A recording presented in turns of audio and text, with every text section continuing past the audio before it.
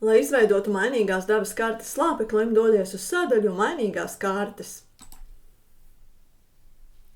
Klikšķini uz pogas izveidot mainīgās dabas karti, atzīmē kultūru, kurai vēlies veikt kaisījumu vai vairākas, atzīmē laukus, vai nu visus laukus, vai laukus pēc saraksta, klikšķini uz pogas tālāk.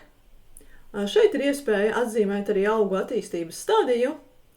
Kā avotu izvēlamies NDVI satelīta attēlu, un šeit ir divas opcijas. Vai nu mēs izvēlamies fotoattēlu ar aktīvu veģetāciju, vai nu katram laukam atzīmējam savu datumu.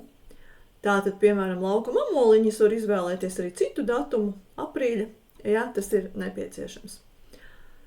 Klikšana uz pogas tālāk. Un šeit ir trīs opcijas. Vai nu mēs varam kaisīt ar ieteicamo devu, kas ir automātiski ģenerēta mēslojuma deva, ņemot vērā rāžu augšanas stadiju un veģetācijas stāvokli, vai izlīdzinošo devu, kad vājākai veģetācijai tiek dota lielāka deva, bet augstākai zemāka, vai arī devu kvalitātei, kad augstākai veģetācijai tiek dota lielāka deva, bet vājākai zemāka deva. Izvēlēsimies šo opciju. Atzīmējam produkta grupu slāpekli, izvēlamies mēslošanas produktu un ievedam tātad minimālo un maksimālo normu. Klikšķinam uz pogas ģenerēt karti. Un lūk, mēslošanas karte ir uzģenerēta. Ar pēles kursoru, pārvietojot pa lauku, var redzēt, kā tiks veikts šis kaisījums.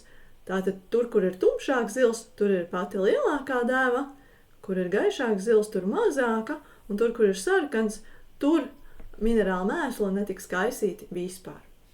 Spiežam pogu tālāk, un šeit mēs redzam tātad, cik kopā tiks izlietoti mēslošanas līdzekļi un kāda ir aktīvā viela. Ja mēs vēlamies šo karti rediģēt, tad klikšķinam uz tā lauka, kuru mēs vēlamies pakoriģēt. Un šeit, lūk, mums atverās visas tās zonas, kā tad šis kaisījums tiks veikts, un šeit mēs varam pakoriģēt pēc nepieciešamības. Ja kādā vietā uz lauka mēs nevēlamies likt mēslošanas produktu vispār, tad mēs šo daļu atzīmējam ar sarkanu krāsu. Klikšķinam uz sarkanās krāsas un vienkārši kartē uzzīmējam tur, kur kaisīt nevēlamies. Piemēram, šeit ir ļoti liela peļķa uz lauka, un šeit mēs kaisījumu nevēlamies veikt. Karti mēs varam saglabāt un lejuplādēt, bet varam arī izveidot mēslošanas uzdevumu, kurš parādīsies sadaļā mēslošana.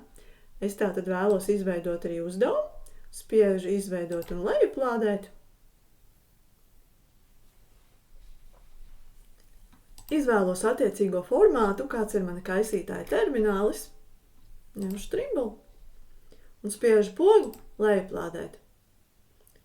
Mēslošanas karte ir lejuplādēta. Sadaļā mēslošana